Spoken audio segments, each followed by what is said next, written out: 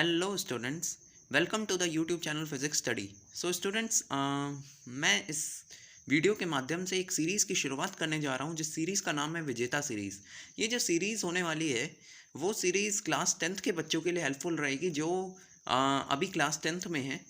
और इस सीरीज़ में हम सारे चैप्टर्स मैथमेटिक्स के कवर करेंगे, सारे चैप्टर्स जिसमें कि हम एनसीईआरटी के सारे क्वेश्चंस लेंगे, सारे कॉन्सेप्ट उससे पहले मैं पढ़ाऊंगा कि आपको कैसे इस चैप्टर को पढ़ना है। और आपको कहीं और कुछ और देखने की आवश्यकता नहीं पड़ेगी, बस आपको ईमानदारी से इस सीरीज़ को फॉलो करना है। और मैं आपको विश्वास दिलाता हूँ कि अगर आपने इसे फॉलो किया तो आपके जो आने वाला बोर्ड एग्ज़ाम है उसमें आपके पूरे नंबर आएंगे मैथ्स में। अब मैं आपको ये बताना चाहता हूँ कि सबसे पहले हम त्रिकोणमिति का परिचय चैप्टर से शुरुआत कर रहे हैं। कुछ बच्चों के मन में डाउट भी आ रहा होगा कि यहाँ से ही शुरुआत क्यों हो रही है, पीछे से क्यों नहीं हो रही है। तो मैं ऐसा नहीं है कि मैं पीछे वाले चैप्टर्स को छोड़ दूंगा, मैं ज़रूर करवाऊंगा पीछे वाले चैप्टर्स को, और हम बहुत अच्छे से करने वाले हैं, आप टेंशन बिल्कुल ना लें। बट और उसके साथ साथ मैं आपको कुछ होमवर्क क्वेश्चन भी दूंगा जो आपको करना है। अब इन सबसे भी बड़ी बात यह है कि आपको अगर मेरा पढ़ाना पसंद आए तो आपको चैनल ज़रूर ज़रूर सब्सक्राइब करना है, जिससे कि आपको रेगुलर नोटिफिकेशन आती रहे जब भी मैं वीडियो अपलोड करूँ। Okay, so students, let's start. त्रिकोणमिति का परिचय। देखिए, ये जो चैप्टर है समझ लिया। अब त्रिकोणमिति को समझने से पहले एक बहुत ही इंपॉर्टेंट नियम है जो कि मेरे ख्याल से आप सबको पता होगा और आपको अभी लग रहा होगा कि ये क्यों बताया जा रहा है। बट मैंने इसे इसे इसलिए इंक्लूड किया है क्योंकि मैं सारे बच्चों को ध्यान में रखते हुए कर रहा हूँ जिन्होंने अभी तक कुछ किया है, या जिनको अगर आपने बहुत अच्छे से पढ़ाई की है तो कोई बात नहीं, आपका रिवीजन हो जाएगा। बट मैं उन बच्चों को भी नहीं छोड़ना चाहता जिनको किसी भी प्रकार की कमी है। ओके, सो पाइथागोरस नियम क्या कहता है। आप सबसे पहले ये जानते हैं कि पाइथागोरस नियम लगाने के लिए किसी भी त्रिभुज में, त्रिभुज तो पता है, अभी बता दिया, त्रिभुज में 90 डिग्री का एक कोण होना आवश्यक है। आप बोलेंगे हाँ ठीक है, तो ये वाला जो कोण है, ये वाला जो साइन है, ये 90 डिग्री का होता है, आपको पता है। अब ये ए, बी और सी, मैंने इनका नाम रख लिया। अब मेरी बात सुनिए, अगर आपसे सवाल पूछा जाएगा कि ये जो 90 डिग्री है ये किस किस पे है, तो आप बोलेंगे भैया ये बी पे है। मतलब बी पॉइंट पे जो कि एज है, ठीक है, बी पॉइंट जो कि एज है उस पे एंगल बी जो है वो 90 डिग्री है। आपको ये समझ में आ रहा है।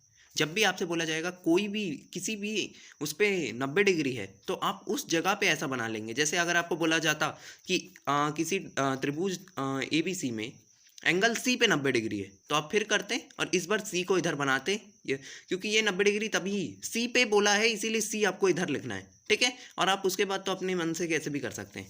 मेरी बात समझ में आ रही है। अब इंपॉर्टेंट क्या है कि पाइथागोरस नियम क्या होता है। पाइथागोरस नियम बड़ा इंपॉर्टेंट है, जो आपने पहले 9th में भी पढ़ा होगा, इससे पहले भी 8th में आता है। बट मैं आपको बता रहा हूँ कैसे है। मान लीजिए कि आपको, अच्छा मैं आपसे सबसे पहला बेसिक सवाल पूछूंगा कि ये और ये 3 भुजाएं हैं ट्रायंगल की, सबसे बड़ी कौन सी लग रही है, तो ये वाली सबसे बड़ी होती है। ये सबसे बड़ी आपको लग भी रही होगी, देखने से भी लग रही है। तो हम इन सब का ना बड़ा स्पेशल नाम रखते हैं, और ये जो स्पेशल नाम है ये सिर्फ 90 डिग्री वाले त्रिकोण के लिए लगता है, मतलब त्रिकोण के लिए लगता है। ओके ओके, तो ये सिर्फ उस मतलब 3 भुजा वाले त्रिभुज के लिए लगता है, इसमें जिसमें कि एक एंगल 90 डिग्री हो। ये याद रखना है आपको पाइथागोरस थ्योरम। अब देखिए, ये बड़ी वाली साइड होती है इसे हम एच कहते हैं, एच। और एच को आप मैं बता देता हूँ, हिंदी में इसे कर्ण कहते हैं, कर्ण। और हाइपोटेन्यूस, ठीक है।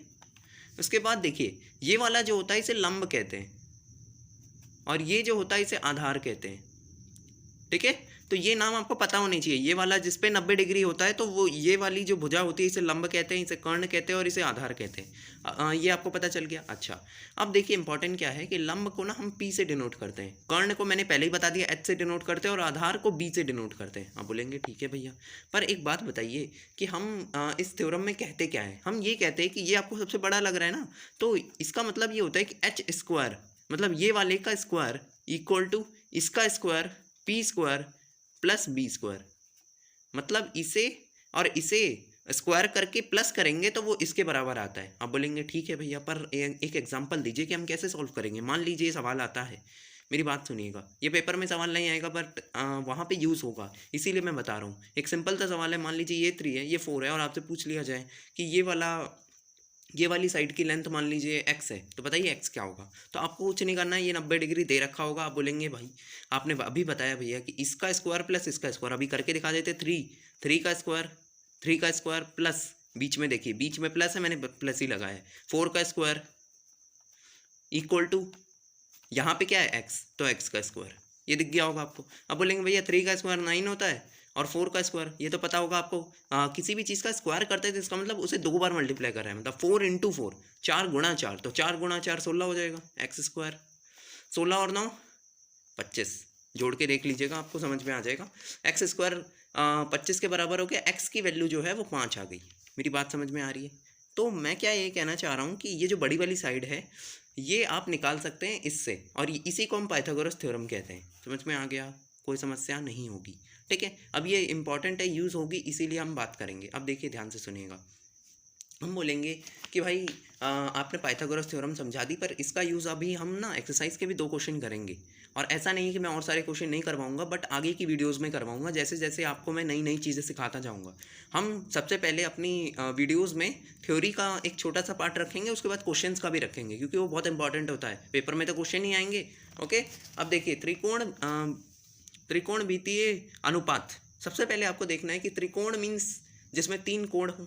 अब देखिए त्रिभुज है तो त्रिभुज में 3 ही कोण होंगे, ये वाला और ये वाला। बट एक बात याद रखिएगा कि ये जितने भी हम त्रिकोणमिति पढ़ रहे हैं वो सिर्फ 90 डिग्री वाले त्रिभुज के लिए, मतलब उसमें एक एंगल तो कम से कम 90 डिग्री होना चाहिए। आप बोलेंगे ठीक है भैया ABC में B मान लो 90 डिग्री है, तो आप बोलेंगे कि त्रिकोणमितीय अनुपात क्या है। तो सबसे पहले आपको पता चलेगा कि ये साइन A क्या होता है। आप बोलेंगे साइन ऑफ A।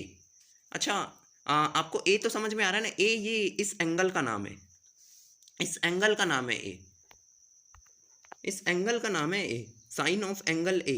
अच्छा, वो क्या होता है। आप सबसे पहले बोलेंगे भाई साइन ऑफ A है, इसका मतलब क्या है, इसका अर्थ क्या होता है। तो इसका अर्थ ये होता है कि sine of angle A means कि एंगल A के सामने वाली भुजा। अच्छा एक बात बताइए, मैं आपसे अगर सवाल पूछूंगा, यहाँ मैं एक और चीज़ क्लियर करते हुए चलूँ, मैं आपसे पूछूंगा कि ये वाला जो एंगल है, मैं इसका नाम नहीं अभी रख रहा हूँ, एक बात बताइए इस एंगल के लिए लंब कौन सा है, इस एंगल के लिए लंब कौन सा है और आधार कौन सा है। ये बहुत इंपॉर्टेंट है, यहाँ पे बच्चों को थोड़ा डाउट रहता है, मैं आपको क्लियर कर दूँ।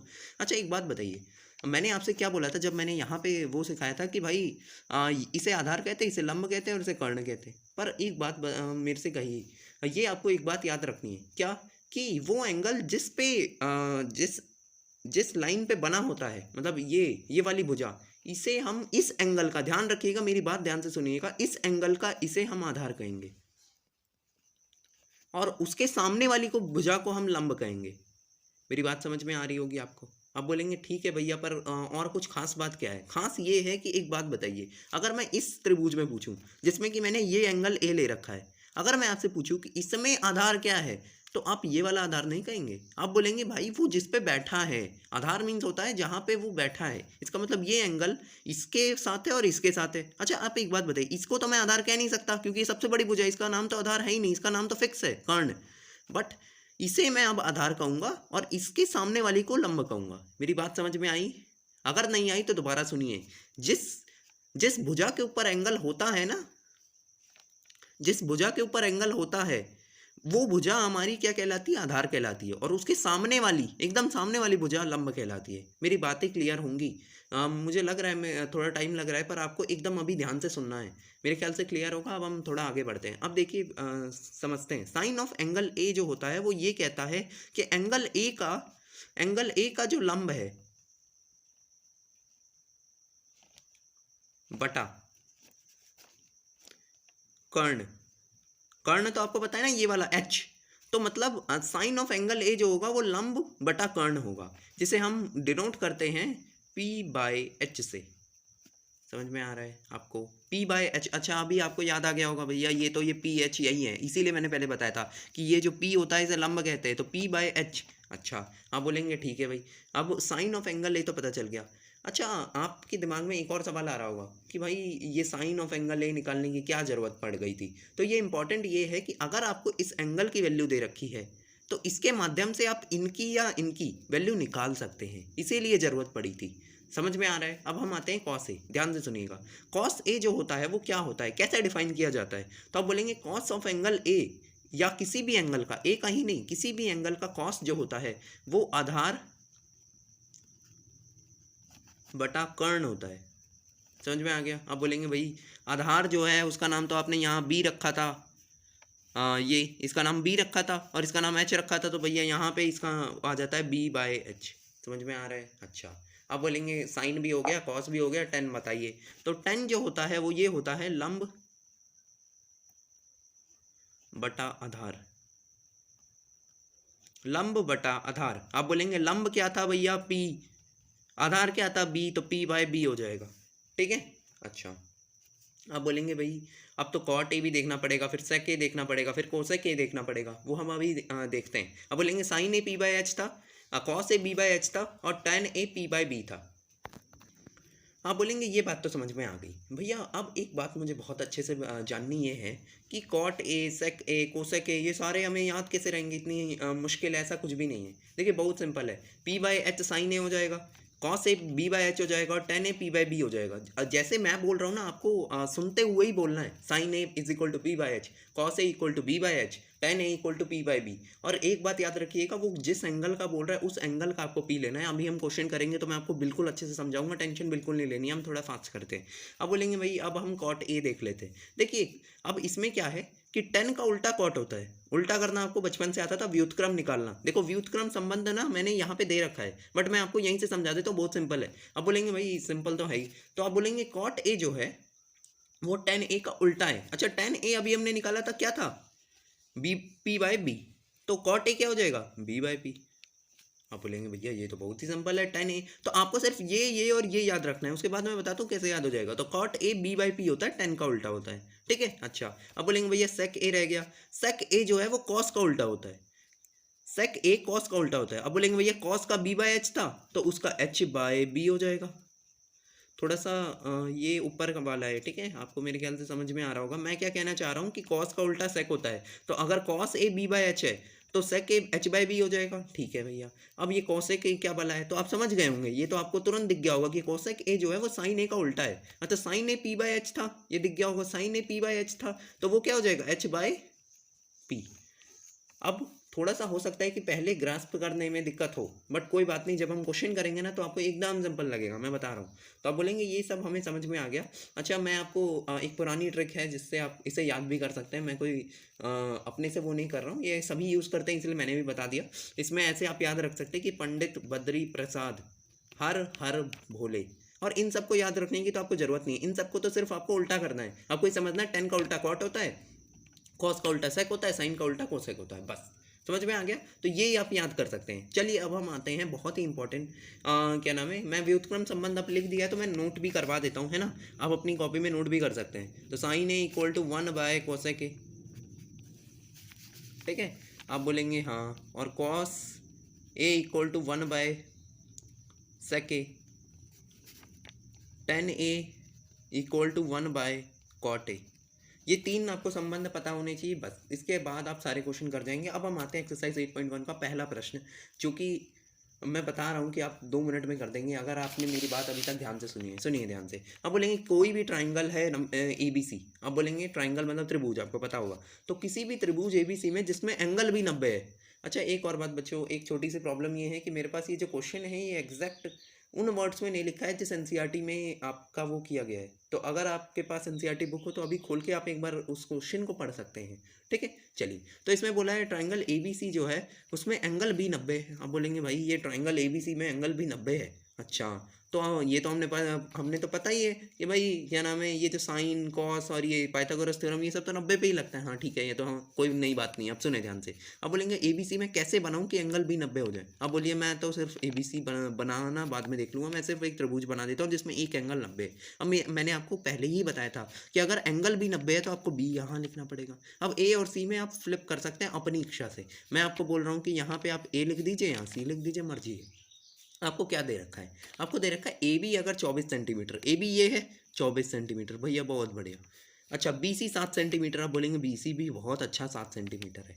और आपको कुछ नहीं दे रखा है। अब आपसे पूछा है कि साइन ए निकालिए, कॉस ए निकालिए, कॉस ए निकालिए, साइन सी निकालिए, कॉस सी निकालिए। अब हम बहुत ही आसानी से करेंगे। अच्छा, सबसे पहले आप बोलेंगे भाई क्या नाम है, हाथों ही हाथ ये निकला हुआ है, ये निकला हुआ है, ये निकाल लेते हैं। अब आपके दिमाग में तुरंत आ गया होगा ये कैसे निकलेगा। तो ये मैंने आपको पाइथागोरस थ्योरम सबसे पहले यही बताई थी, h square is equal to p square plus b square. आपको यही करना है। अच्छा, ये ही एच है, ये पी है और ये बी है।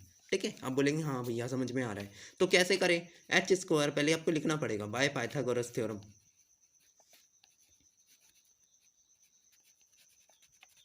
बोलेंगे h square equal to p square plus b square. अच्छा, एच क्या है, एच तो निकालना है भैया, कहाँ से लाएं। अच्छा, पी तो पता है ना, 24, 24 का स्क्वायर।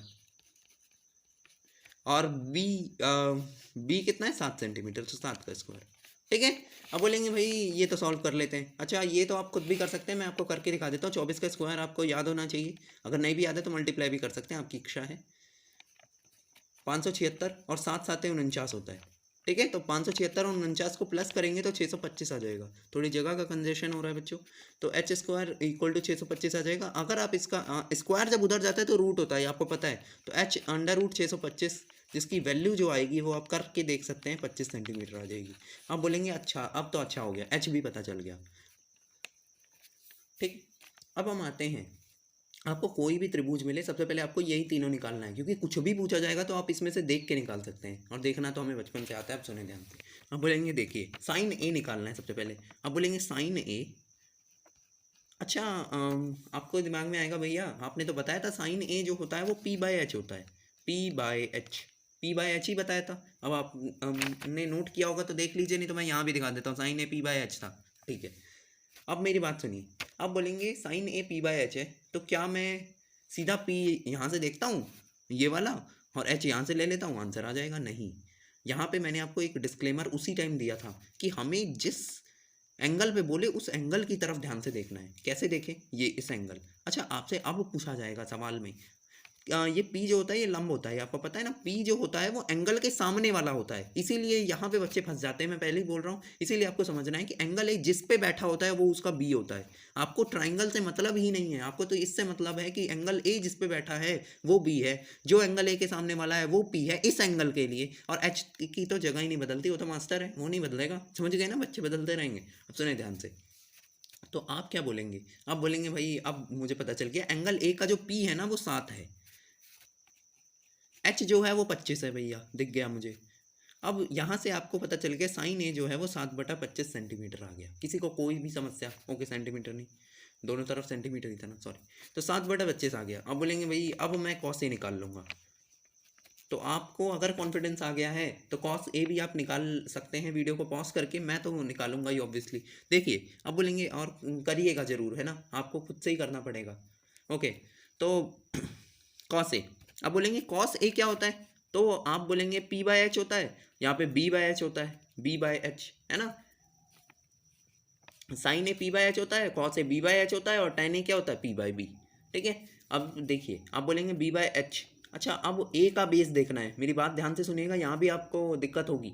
ए जो है, ए का बेस मतलब ए किस पे बैठा है, ए इस पे बैठा है, ए बी पे, ए बी पे ए बैठा है, मतलब ये 24। और एच तो कभी नहीं बदलता, वो मास्टर है, तो 25, 24/25 कॉस ए आ गया। अब बोलेंगे बहुत बढ़िया, फर्स्ट पार्ट हमने सॉल्व कर लिया, बहुत ही सिंपल था भाई। दूसरा पार्ट भी आप खुद सॉल्व कर सकते हैं, मैं करके दिखा देता हूँ। साइन सी। अब मैंने हमेशा से बोला है कि आपको कोई भी एंगल दे रखा हो, आपको उसको देखना है कि वो कहाँ बैठा है। आप बोलेंगे भैया सी ये रहा, और सी जहाँ बैठा है वो ये है, तो ये उसका बेस हो जाएगा। और ये जो हो जाएगा इसके सामने वाला, ये इसका पी हो जाएगा। मेरी बात समझ में आ रही है? हाँ भैया। अब आपको पता है साइन किसी भी एंगल का हो, दुनिया का कोई भी एंगल हो, है ना, साइन ऑफ कुछ भी, वो पी बाय एच होता है। आप बोलेंगे हाँ भैया हमें ये बात अभी तक तो याद हो गई है, नहीं भी याद है तो प्लीज़ याद कर लीजिएगा। ठीक है, और मैंने आपको ट्रिक भी बता दी है, पंडित बद्री प्रसाद हर हर भोले, ऐसे भी कर सकते हैं। ठीक है, तो कर लीजिएगा। आप बोलेंगे भैया पी बाय एच है, मेरी बात ध्यान से सुनिए। आप बोलेंगे भैया पी बाय एच है, पी क्या है भैया हमें तो नहीं पता। आप बोलेंगे इस एंगल के लिए ये बी था नीचे वाला और पी उधर वाला था, तो आप बोलेंगे ये 24 हो जाएगा। हाँ भैया, एच तो कभी नहीं बदलता भैया, एच तो सबका है। ठीक है, तो 24/25 समझ में आ गया। एक बात याद रखना है आपको कि एंगल के सामने वाला जो होता है वो पी होता है, और एंगल जिस पे बैठा होता है, मतलब एंगल जहाँ होता है वो हमारा बी होता है, और एच तो कभी नहीं बदलता, वो तो कर्ण है। ठीक है, चलिए, तो sine A cos A sign सी। अब बोलेंगे भाई, अब आ गई आखिरी चीज़ जिसको हम कॉस सी कहते हैं। अब बोलेंगे हाँ कॉस सी निकालना पड़ेगा। अब बोलेंगे भैया कॉस ऑफ कुछ भी, कॉस ऑफ डब्बा कुछ भी होगा तो हम उसे बी बाय एच ही लिखेंगे। ये तो आपने अभी बता दिया, तो अब बोलेंगे हाँ भैया बात तो सही है, बी बाय एच बता दिया। तो अब बी क्या है? आप बोलेंगे भैया सी पे जाके देखना पड़ेगा, हम ऐसे नहीं बता सकते कि किसका बी कहाँ है। बोलेंगे भैया सी पे गए, हम बहुत प्यार से गए, सी पे गए, सी ये रहा, और इसका जो बेस है वो जिस पे बैठा है वो ये है 7, मतलब ये 7 सेंटीमीटर इसका बी आ जाएगा। आप बोलेंगे हाँ भैया पर एच बताओ। एच तो भैया फिक्स है, एच को कोई नहीं बदल सकता, एच 7/25 आ गया। मेरी बात समझ में आ गई? तो sine of A cos of A sine of C cos of C. अच्छा, अब आपको एक और बात दिख जानी चाहिए। क्या दिख जानी चाहिए? कि भाई ज़रूरी नहीं है कि सबका साइन सेम ही आए, एंगल के हिसाब से साइन की वैल्यू बदलती रहती है। इसीलिए आपको ये सब मैंने मेरे ख्याल से कॉन्सेप्ट क्लियर हुआ होगा कि एंगल एक मतलब कोई भी एंगल, कोई भी दुनिया का एंगल, उसके सामने वाला लंब होता है, उस वो जिस पे बैठा होता है वो बेस होता है। और हाँ, एच एच मतलब कर्ण, कर्ण को कोई भी नहीं बदल सकता। समझ में आ रहा है? चलिए, अब हम आ जाते हैं प्रश्न नंबर 2 पे, जो कि बहुत ही सिंपल सवाल है, आप सबसे पहले ट्राई कर सकते हैं। मैं फिर से बोलूँगा कि ये जो सवाल लिया गया है, ये मैंने बुक में से वो नहीं किया है, तो आप एक बार सवाल पढ़ सकते हैं, सेम ही सब कुछ है, बस एक बार आप वो पढ़ लेंगे तो आपको आइडिया हो जाएगा कि सेम ही सवाल था। ओके, तो आ जाइए दूसरे प्रश्न पे। दूसरे प्रश्न में बोला है किसी चित्र में ट्रायंगल पी क्यू आर, ये रहा चित्र, 12 सेंटीमीटर पी क्यू दे रखा है, पी आर ये बना हुआ दे रखा है, आप अपनी एनसीईआरटी की बुक में देख सकते हो। पी क्यू 12 है, पी आर 13 है। सो पी आर 13 है, आपको ये दे रखा है, और इसमें आपको 10p माइनस कॉट आर निकालना है। अब इन सबसे पहले आपको 10p, 10 क्या होता है किसी भी एंगल का, ये आपको पता होना चाहिए। कॉट आर क्या होता है, कॉट क्या होता है, कॉट भी किसी भी एंगल का, ये याद होना चाहिए। मैंने ये आपको सारे बता दिए हैं। देखो, आपको ये पता होना चाहिए कि 10 जो होता है, 10a, 10 of angle A p by b होता है, और कॉट जो होता है उसका उल्टा होता है, बी बाई पी। ठीक है, चलिए, तो अब देखिए ध्यान से। अब बोलेंगे सबसे पहले तो एक बात बताइए, आपने सबसे पहले बताया था कि कोई भी ट्रायंगल दे रखा हो, अगर उसमें कुछ भी वैल्यू पूछी है तो आपको सबसे पहले तीनों की वैल्यू बतानी है। अब आप बोलेंगे भैया इस बार तो ये बड़े वाले की वैल्यू दे रखी है, बट ये वाले की वैल्यू नहीं दे रखी, तो हम बोलेंगे हम थोड़ी डरते हैं, हम तो निकाल लेंगे, कोई बात नहीं। हम बोलेंगे अच्छा इसको एच कहते हैं, इसको पी कहते हैं, और इसको बी कहते हैं, ये तो आपको पता है। हाँ भैया, तो अब देखिए कैसे निकालना है। अब बोलेंगे भाई बाय पाइथागोरस थ्योरम वो लिख सकते हैं। ठीक है, मैं इंपॉर्टेंट क्या है कि मैं वो बता देता हूँ, h square equal to p square plus b square. भैया ये तो हमें पता था, आपने कुछ नया नहीं बताया। इसका स्क्वायर इक्वल टू इसका स्क्वायर प्लस इसका स्क्वायर, ये आपने बता रखा है। अब बोलेंगे भैया एच कितना है, भैया 13 सेंटीमीटर, 13 का स्क्वायर कर दीजिए। ठीक है, पी कितना है, 12, 12 का स्क्वायर कर दीजिए। अच्छा, बी तो पता ही नहीं है भैया, तो बी को बी ही मान लीजिए, क्या ही कर सकते हैं, मजबूरी। तो 13 का स्क्वायर कितना होता है? अब बोलेंगे 13 का स्क्वायर, 13 का स्क्वायर कितना होगा, मल्टीप्लाई कर लीजिए। मैं मेरे को तो सीधा पता है, कोई बात नहीं, 169 होता है। अब मैं करके नहीं दिखाऊंगा, आप समझ सकते हैं। स्क्वायर मतलब होता है उसी चीज़ को 2 बार गुणा करना, मतलब 13 को 13 से गुणा कर देंगे तो 169 आ जाएगा। इक्वल टू 12 का स्क्वायर 144 होता है, आप कर सकते हैं गुणा। ठीक है, और प्लस बी स्क्वायर। अब बोलेंगे हाँ भैया बहुत प्यार से हो रहा है। अब देखिए एक बात आपको पता है कि ये प्लस है, उधर जाएगा तो क्या हो जाएगा, माइनस हो जाएगा, बहुत सिंपल। तो 169 मतलब 169 minus 144 equal to b square. ठीक है जी, ठीक है। अब देखिए 169 को 144 से माइनस करेंगे, क्या आंसर आएगा, 25। ठीक है, इक्वल टू बी स्क्वायर। अच्छा, ये तो आपको दूर से ही दिख जाना चाहिए भैया, किसका स्क्वायर 25 होता है। अब मान लीजिए आपको नहीं दिख रहा है, तो ये स्क्वायर जब उधर जाता है तो रूट बनता है, तो रूट 25 की वैल्यू क्या होती है, 5, 5 सेंटीमीटर आ गया। भैया हमारा एक लक्ष्य तो पूरा हो गया, तीनों पता चल गए। अब हम ना सब कुछ बाहर कर देंगे, सब कुछ निकाल देंगे। देखिए ध्यान से। अब बोलेंगे हाँ भैया निकालते हैं, अभी निकालते हैं, सुनिएगा ध्यान से। 10p। अब बोलेंगे भैया p कहाँ है, आपने हमेशा से बोला है कि जहाँ जो पूछा हो सबसे पहले ये लिखिए कि क्या होता है, तो 10p, 10p। अच्छा, और फिर कॉट आर निकाल देंगे, 10p पहले निकाल लेते हैं, फिर कॉट आर निकाल देंगे, दोनों को माइनस कर देंगे, बीच में माइनस ही तो लगा है, तो दोनों को निकाल के माइनस कर देते हैं, माइनस करना तो हमें आता है भैया। ठीक है, सबसे पहले 10p निकालना तो पड़ेगा। अब मैंने आपको बताया था कि 10 किसी भी एंगल का हो तो वो जो वैल्यू आती है वो p बाय बी आती है।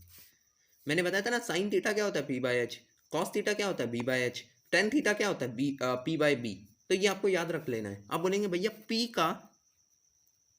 पी जिस पे बैठा है वो उसका बेस है, ये आपको दिख रहा है, नीचे वाला आधार होता है, और जो सामने वाला होता है वो इसका परपेंडिकुलर है। ध्यान रखना, ये मैं ट्राइंगल की बात नहीं कर रहा, मैं इसकी इस एंगल की बात करूँ, इस एंगल के लिए कौन सा बेस है और इस एंगल के लिए कौन सा पी है। अब बोलेंगे हाँ भैया ये बात तो पता चल गई। अब देखो पी कितना दे रखा है, इस एंगल का पी है 5, 5 भैया बहुत प्यार से।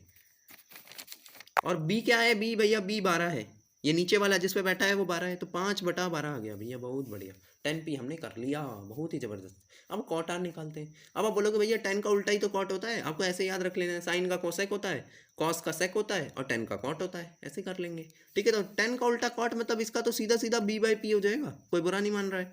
अरे भाई ये p/b है तो उल्टा इसको ऊपर कर दो, इसको नीचे कर दो, व्युत्क्रम तो निकालना आता है ये बचपन से, b/p। अब सुने ध्यान से, अब बोलेंगे भैया पर आपने बोला था कि ऐसे ही नहीं लिख देना है, हमें तो सबसे पहले देखना है आर है कहाँ, आर है कहाँ। तो आप बोलेंगे भैया आर ये रहा, आर ये रहा, आर एंगल बहुत प्यारा है। अब ये जिस पे बैठा है वो 5 है, तो मतलब इसका जो बेस है वो 5 हो जाएगा, और इसका जो परपेंडिकुलर है वो 12 हो जाएगा, मतलब 5/12, मतलब कॉट आर 5/12 है, 10p 5/12 है।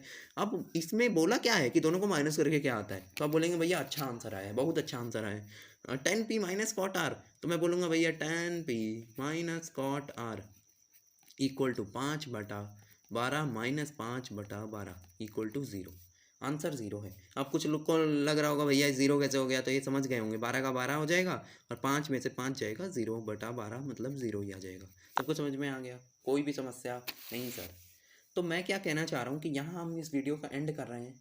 इम्पॉर्टेंट क्या है कि हो सकता है मैंने ये आपका बहुत ज़्यादा टाइम लग गया हो, आप हो सकता है कि इसे 1.5x की स्पीड पे सुन सकते हैं अगर आपको पहले से आइडिया है इंट्रोडक्शन पार्ट का। अब इम्पॉर्टेंट क्या है कि आपका आज का होमवर्क मैं दे देता हूँ, उसके बाद दूसरी बात कि आपको आज क्या करना है, आपको ये सारे एंगल जो मैंने ऊपर लिखवाए हैं ये अपनी कॉपी में नोट कर लेना है और इसे याद कर लेना है।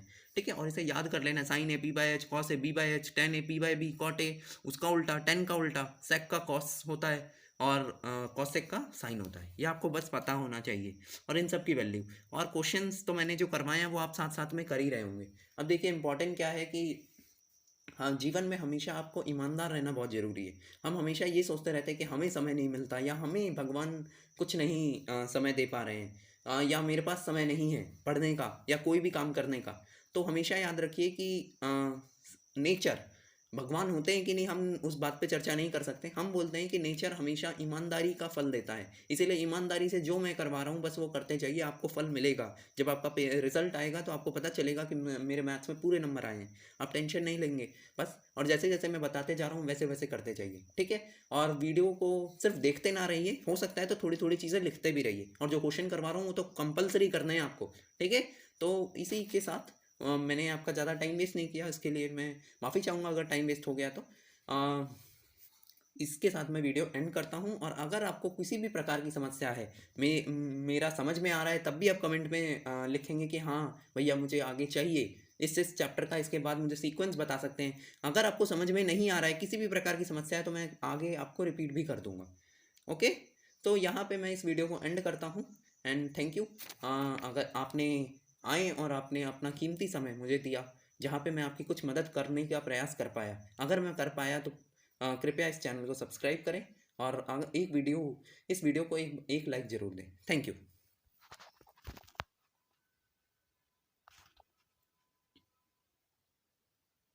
और होमवर्क क्वेश्चन मैं आपको दे देता हूँ, तो होमवर्क क्वेश्चन बड़ा सिंपल होगा, मैं ज़्यादा मुश्किल सवाल नहीं दूंगा। साइन थीटा अगर किसी का दे रखा है, सुनिए ध्यान से, साइन थीटा अगर आपका 3/5 दे रखा है, 3/5 दे रखा है, आपको कॉस थीटा निकालना है, ठीक है। ये बहुत ही सिंपल सवाल है। मैं आपको हिंट दे देता हूँ, साइन थीटा आपको पता है ना, साइन थीटा p/h होता है, तो आपको पता चल गया कि p 3 है, h 5 है। उसके बाद आप कॉस थीटा यहाँ से निकाल सकते हैं, ट्राइंगल बना के अपने से करना है, ठीक है। और मैं अगली वीडियो में सबसे पहले इसका सोल्यूशन दूंगा, उसके बाद हम आगे बढ़ेंगे, ओके। Thank you.